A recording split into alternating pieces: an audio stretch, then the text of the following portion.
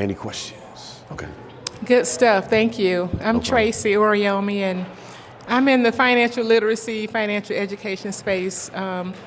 You mentioned when you did your math formula, you realized that you needed to get to a certain dollar amount. What are some things that you did to get to that amount? Did you increase your presence on social media? What are some I see what you're saying. strategies that you use? Yeah, great question. Some of the things that I did to get to that dollar amount was I had a bunch of leads already that I wasn't following up on. So I went to that list and I started to really get relentless on following up with them, having additional conversations, finding out what made them not sign the contract, and coming up with solutions for all those things. I formed strategic partnerships with people in different industries. So there's a lot of coaches that have people in their community that you could potentially help if you're in the finance space. So you can have a conversation with them. They can refer you people, and then you obviously pay them a fee. And now you have a constant lead flow coming in. Like imagine if you had 10 people sending you leads every single day, strategically, you know? So things like that were things that helped me to increase my revenue. And then obviously the 4 core level system that Lamar talked about, he didn't really talk about that back then, but a lot of those things you can put in play as well to help grow your revenue. Thank you. So you said to reach that million or 7 figures, you said 80% of the focus should be on marketing and sales. What would you do with the other 20%? What should that be focused on? Yeah, the other 20% could be focused on everything else in your business, like if you have team, training them, leading them, hiring. Go ahead. Follow-up question. So same thing. It's all the same. So slim down what it already is and just put most of the budget towards the 80% marketing and sales, is what you're saying. Exactly. Okay. Right, because in the beginning of your business, you need to be driving revenue. You need to be able to figure out how to generate revenue consistently, you know? And if you're not able to do that, even if you get to a certain level and you don't have a really good marketing system in place, now you may not have those leads coming in like they used to, and now your business can take a dip, right? So really figuring out what strategies you can put in place to really get your marketing and your leads coming in is the biggest thing I say. And then also learning how to be a better salesperson if you have if you're a service provider, you know, because you're gonna have a lot of calls where people are gonna reject you. Going back and watching those videos to see what are some things that I could have done differently to close that deal is important, and you know, things that you should be focused on. So when I think about scaling to that number I mentioned earlier, I think about the people that I would have to hire, because we talked about needing people to make it easier. And I start to have a little bit of anxiety because I've had a team of 11 before. I've had a $40,000 a month payroll. It was not fun. So how do you move past like the fear associated with growth requiring you to bring on more people, or do you look for ways to grow without having to do that? So like what is your advice when it comes to kind of overcoming that mental and emotional challenge? That's a great question. I think a lot of people sometimes have fear on bringing on the people because of the payroll and the responsibility for paying them. So because I'm an accountant, I always say, how are you managing the cash that's coming in? Are you focusing on building your cash reserves in your business so that if COVID-19 or anything was to happen, you now have money that you can fall back on, right? Because how many of you have been in a situation where you've been short on cash and you didn't have any cash reserves to fall back on, right? So we all know that when we're short on cash, we start to be anxious.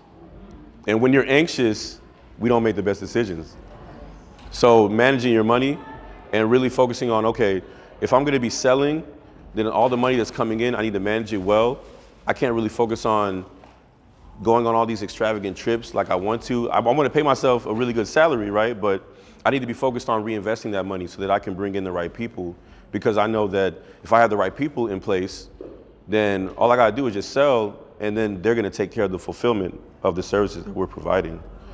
So I know a lot of times we don't necessarily wanna deal with people, but if you hire my very first hire that I had, his name is Jerry. I talk about him all the time. He's still with us. And a story about him, the reason why I hired him, I was looking for an accountant, and he was the only one out of like 200 people that had a cover letter on his resume. And his cover letter said, hey, my name is Jerry. I just graduated from Texas A&M University. I have a 3.0 GPA, but I haven't been able to find any opportunities in accounting.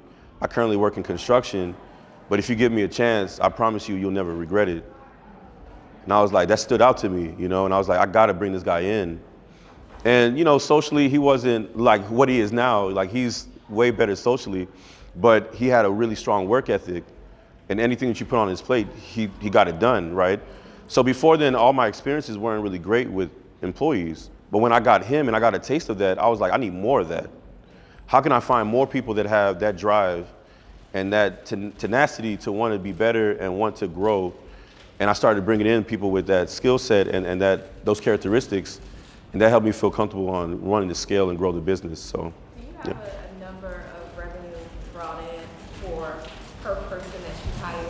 Is there like a number you should have before you bring in another person? Yeah, that's a great question, and I think it's based on like your numbers currently, yeah, expenses and all that, and we can do labor efficiency calculations. But in a perfect world, whoever you bring in, you want them to be able to help you generate 10 times what you're paying them. So if you can figure that out, right? And I have conversations with my team right now. I'm like, okay, where do you want to be 5 years from now in pay? And let's say someone says, I want to make, I don't know, $200,000. Then I got to figure out, okay, where do you need to be in my company to help me generate 2 million or to help me control $2 million of revenue? And if I can come up with that and I can say, you know what, you could be the manager of the daycare industry in our department, and you'll make sure that, you know, we retain all of our clients, then I'll pay you the $200,000 because I know that I'm going to make that money back with everything that you're doing. Mm-hmm. So my question is about your number 2, where it says focus on what's making the most, you know, selling fewer things. So I'm building out this legacy book project for elders. I have multiple options, right, as to how I do it. But how long do we give ourselves to collect data to know which of those is the 80% when we're in a new phase? Because what I mean is that sometimes I'm like, okay, I know I have this program, it's this 8-week program, just go hard on that, right? But then other times I'm like, this could also do this, but I'm very early on in the game. So how long should we give ourselves, like as far as the data collection time, to decide what is that 80%? That's a great question. I would say about 3 to 6 months. 3 to 6 months. Yeah, but is there a reason why you have, like, you're doing it in 3 versus just having one program that you're selling? What do you mean 3? Like you said, you have 3 different things that So you're trying to I sell. have like our online program that I Okay. really want, and it's sold by webinar, and my goal is for that to be automated and, you know, get the people in, like, you know, easily through the automated webinar. Mm-hmm. And then I also have this legacy box that I really want to create, right, where it's like e-commerce and families can have that. And it's been in my mind for months, but my thing was like, don't do that yet, Z, like focus on the webinar thing. But I'm still very early, so the box could be the 80%, but I haven't done it because I'm still doing the webinar. Has the webinar already started making money? Yes. Do you mind saying how much? It's, oh, I can't say beta no more, right? Nope. Don't say it. We're in the first cohort, so we have we have 8 families that are in our very first, and then I actually did the webinar last week, and we have 7 new families. So we have 15 families that are writing their legacy books. Wow. Yeah. Nice. Congrats. No Congrats on beta, that. right? So they do the online webinar that's automated. They sign up, and then you have to fulfill Exactly. the book thing for them. Yeah. I don't see anything wrong with, you know, the second idea that you had, like saying, you know what, I want to do this, but not right now. I want to focus all of my energy on driving this since it has some legs to it.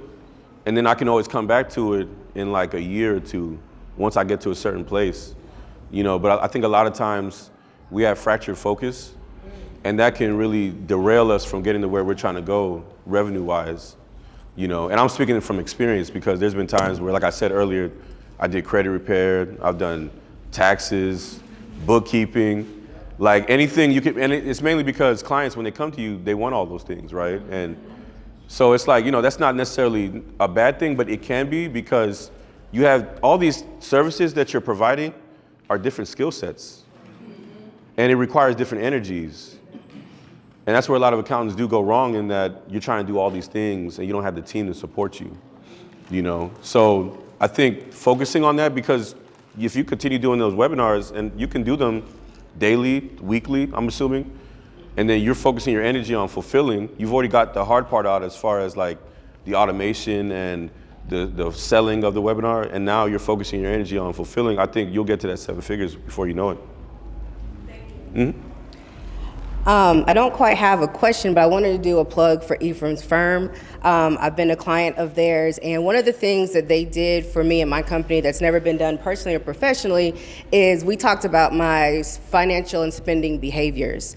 Talking about get uncomfortable and also being held accountable. I love how your team held me accountable in a very loving way. What looked like I was just hemorrhaging money was an investment month. So that changed in perspective, but also being able to do something with those investments that I made. So if anybody in here does not have an awesome CPA firm, I would definitely recommend Ephraim and his team, because it has changed the trajectory of my company. I appreciate that. Thank you so much. Thank you so much. I think it is important for everybody to have an accounting relationship. Even if it's not someone that's meeting with you, at least understand your books, your numbers, where you're at, because as you're looking at your numbers more often, that's gonna help you to get to that 7, because you know exactly where you're currently at, you know. And you know, if your accountant isn't holding you accountable, tell your accountant, because if you meet with them, tell them, hey, they should be asking you, what's your revenue goal, right? And if you tell them, they should be hyping you up and saying, oh yeah, let's get there. Here's the plan. Here's the revenue map that I was talking about earlier. They can do that calculation for you, and now they lay it out in front of you, and you already know where to go. So thank you for that plug. So Efren, you were speaking to me earlier when you were saying doing all these different, you know, multiple things. Yeah. So although the multiple things that I'm doing are in the same industry, so with my financial education, I also do life insurance, health insurance, Medicare. Yeah. You know, they're all in a similar space when it comes to insurance. So what would you say about that? So you don't necessarily have to do just one thing. You could do a couple things, but the point of what I was trying to say is focus down on what's making you the most money. Because even though, like, even for my example, I was doing all those things back then. Like, I looked at my income statement and I was like, you know what? Taxes make up only about 5% of my revenue, but they make up 95% of my issues. Yes. So why am I doing it? Why not find someone that's all they do and partner with them and now get that commission that I was talking about, right? So really having a core focus. What's the core focus of your company? What do you enjoy doing the most? And then everything else, if you can find people to partner with, then now you can have that revenue flow still come in and have have peace of mind and sanity, because this business thing can make you go crazy, right? Like, especially if you're doing so much. And in the service space, you're dealing with multiple people. Everyone has different issues they're going through, and they might bring it to you, you know? So not saying that you shouldn't like work with as many people in different areas, but just focusing down will help you to reach the goal that you're trying to reach a lot faster. I know y'all got more questions. Okay. Great question. Okay, well, I'll get to you. Maya Sims, CPA, and I'm trying to be you. So I currently have a practice that we do primarily tax strategy. We are shifting our focus, trying to get away from doing individual tax at all, and really shifting to small business, because that's where my passion is. And that's where I think we help people the most. And I want to incorporate cash flow management, and I already have the tax strategy part for me is easy, so that's not like an issue so much, but trying to incorporate cash flow management and then other tools and some of the other things that you mentioned into our practice, so that we can extend those to our clients and really help them to grow their businesses instead of just reporting on their businesses. But I'm really struggling right now with my systems and getting them tight and having people overpromise and underdeliver on helping me get those things in place. And so now we're in this situation where it's like, okay, I have time crunch, tax season has started. I have luckily only 2 staff members right now that I have to worry about managing or whatever. One's bookkeeping, one's in tax. And it's just trying to figure out, okay, well, I don't really have the funds right now to just straight up say, okay, I'm just gonna outsource this, I'm just gonna hire, I'm just gonna whatever, or I'm just gonna, pay somebody to do this. But, and we are, well into 6 figures, but we're not, we're like, maybe 250. But I'm trying to really upscale our business and get us to that 1 million. So just trying to figure out, okay, well, how do I maneuver the issues between time and money and space? And the reality is, I am of the belief that there's not a computer thing that has been invented that I can't learn, because I feel like Gen X, we created the internet, so no. I can figure it out, but I don't have time. And that's probably my biggest issue. And I'm just trying to figure out, okay, how do I get over that hump so that I can get to that next level so that I can actually scale my business? And how do I change some of my income flows so that I'm not stuck where I'm at? I feel like I'm stuck in the space I'm in and I want to get out of it, but I'm just having trouble figuring that out. Great question. There's multiple answers that come to my mind right now. One of the things that comes to mind is, are you pricing well enough, right? Because if you, not saying that you are, but I'm just, for everybody, looking at your pricing, if it doesn't have enough margin in it, then now you are selling, but you don't have enough money to reinvest in the business, into hiring the people that you need to hire, right? So really looking at your pricing strategy. Also, is your team that you currently work with, are they at capacity, and do you know? I feel like I'm pricing right for the kinds of clients I have. I feel like the kinds of clients I have are not ready to move. But that's what's paying the mortgage right now. Yeah. So how do you shift that without because you can't just cut it off. Yeah.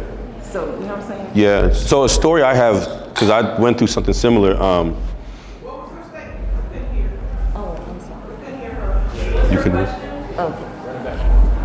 just trying to figure out how to shift it, because the clients I have now, I do feel like I'm pricing them at the level that is appropriate for the work that I do for them. But I need to shift out of that demographic. Yeah. But I can't cut off the demographic I have because they pay the mortgage. Yeah. So how do I make that shift without compromising my current cash flow and jeopardizing? Because right now, honestly, this is my 5th. I'm working on my 5th year, and with some of the overpromised, underdelivered issues, I've already wasted so much money. There's no more savings. So right now it's like you got to do or die. It's just make it happen. Yeah. Great question. I have a story behind that. But to answer your question, this is more around number 3 about being uncomfortable. So my story behind that, how I started my career in 2009, I was laid off in corporate America, and I was looking for my next job for 6 months. Couldn't find anything. And then I woke up one day and I said, I'm going to start my own business. And when I started my business, I started as like an H&R Block type of office, right? So I had a tax office. Funny enough, this gentleman right here is from the city that I started my office in. He interned for me, and now he's my video guy, but that's a different story. But so I was working in that demographic, and I had 800 clients. I was making about $250,000, $300,000 a year. But I kept making that every single year, and I realized that my time was being taken because even though I had a team, everyone wanted to come to me. Right? Like, I'm talking about if you were to come into my office on like a Sunday or a Saturday, the office would be full. My 3 other employees would be at their desks, and they wouldn't be working because no one wanted to come to them. They were like, oh, I'm just gonna wait for Ephraim. And at that point, I realized I need to make a shift, right? And so I was like, how can I get out of this? Because if I don't, I'm gonna be in this perpetual $300,000 every single year. But at the same time, I really enjoy these people that I'm working with, and I'm serving them, and we built a relationship. We've been working together for 8, 9 years. So that was a mindset shift that I had to have, and I realized that in order for me to go where I needed to go, I had to let them go, but slowly over time, right? So at the time that I was letting them go, well, it's not that I wanted them to go, but I gave them the ultimatum. I'm like, hey, I'm not gonna be doing your taxes anymore. You can work with my other team members. And they were like, well, if I can't work with you, then I'm going somewhere else.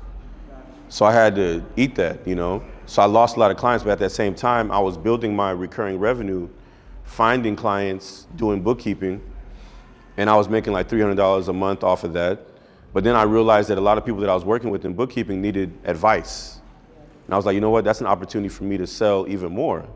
And that was how I was able to get to my $1,500 price, right? So you gotta do both at the same time. You have to figure out what's the average order value that I want to sell on on the service that I'm selling, and how can I get there? What can I offer? And then get in those rooms of the demographic of people. And a lot of times when you find those people, all you gotta do is ask them for referral, and they have all these other people that are just like them that will spend the same kind of money and come work with you. And then now you've effectively replaced, you know, the people that, you know, you used to work with. So it's so many different things. Pricing, capacity is going to come in play, right? Because you say you don't have time. Are your team members at capacity? If not, you can move some of those things to them, right? And one thing that everybody should do, if you're not already doing, tracking your time, like putting your time on a calendar, right? Time blocking. And then the benefit of that is, you know, every single day, these are the things that I need to attack. But then also you can go back and look at the past months or past weeks and see, what was I spending my time on the most? But you know what? 60% of that was admin stuff. Let me go hire an EA and move all those things to her plate, and then have her start doing the time audit. And then once she gets overfilled, she looks at her calendar and she sees, oh, what can I move to someone else? So now it becomes a game. Everybody on your team is doing that. And then that's how you can now effectively build. So, yeah. No problem. Hi, my name is Kelsey. My question is, last year I actually made lesser, but I had higher end clients. So I've kind of, yeah. So my question is, I guess I was making more money last year. I made less money salary wise or gross profit, but I had clients paying me at high ticket pricing. So I've been battling with myself as to, right now I have a front end offer where I have a $97 membership. Should I get people in on that and continue to gradually upsell them so that I can, because I eventually want to make at least $250,000 by the end of this year. And hearing with the intensive, I think that would be a really good high ticket offer for me to do. I'm just trying to figure out what method should I take to scale my business quicker. So you said you're currently selling something for $97? I have 2 people that signed up for my $97 monthly membership, yeah. Oh, nice, nice. Mm-hmm. And like, when did you start your business? Be 4 years in September. Okay, so has that always been what you've been selling, or you just started doing this? I did social media management for a while, and now I'm a consultant. So Okay. I did content creation, which was starting at $1,500. Yeah. And I had some clients on retainer doing that. But a lot of my business here recently has been project-based. Got you, okay. I like that you weren't scared to pivot. I think that's really good. What's stopping you from doing the high ticket offer, the intensive?